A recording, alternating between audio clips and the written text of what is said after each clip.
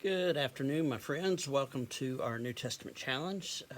Today I'm going to be sharing with you some thoughts from the 7th chapter of the book of Romans, Romans chapter 7.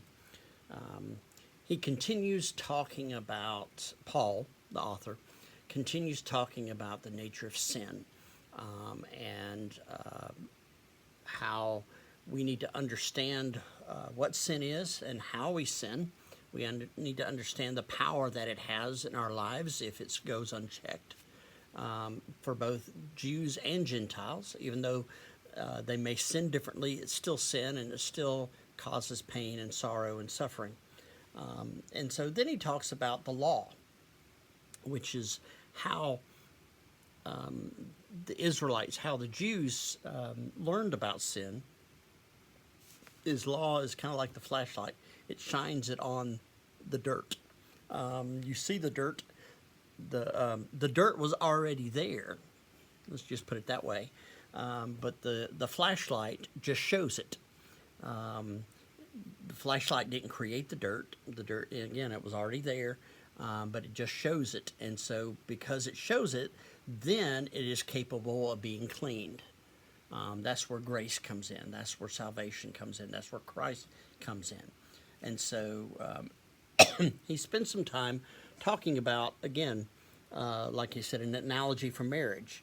He said a married woman is bound by the law to her husband as long as he lives. But if her husband dies, she's no longer bound by that law.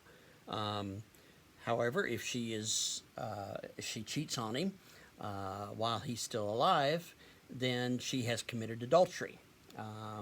But if he's dead, then she is free from that law, and she is free to marry again, to enter into a new relationship.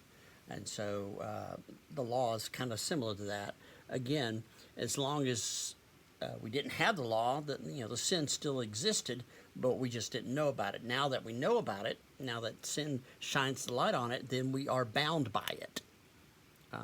And so when we are bound by that, until we are free from that binding, and the Jews were bound, and so they were bound. They dealt with sin in a certain way. The temple, the sacrifice, but now that grace has come. They are no longer bound by the law.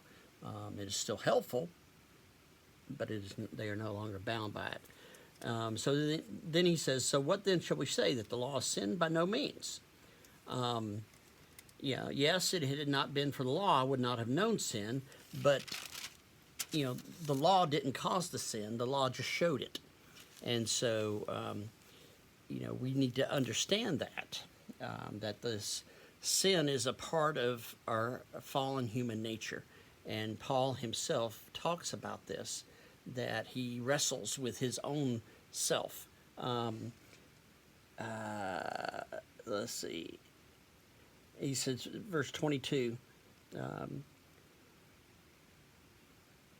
for I delight in the law of God in my inmost self, but I see in my members another law at war with the law of my mind, making me captive to the law of sin that dwells in my members, my body.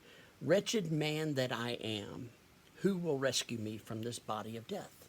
And he says, thanks be to God through Christ our Lord. Grace comes in. Grace is overcomes the law of sin, overcomes the binding that he finds himself in according to sin.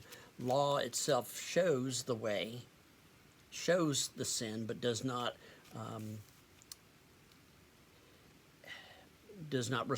not able to respond to the sin. It says this is right and this is wrong. Well, what if you're wrong? Well, the law doesn't do anything with that. That's where grace comes in. And that's why we are so lucky and so blessed, let me put it that way, so blessed to have Christ and to have his sacrifice. By his sacrifice, we are saved by grace through faith. The sin no longer has control over our lives. We are able to move beyond it. We are able to break out of the bonds and to live new and a better life. So it's good stuff.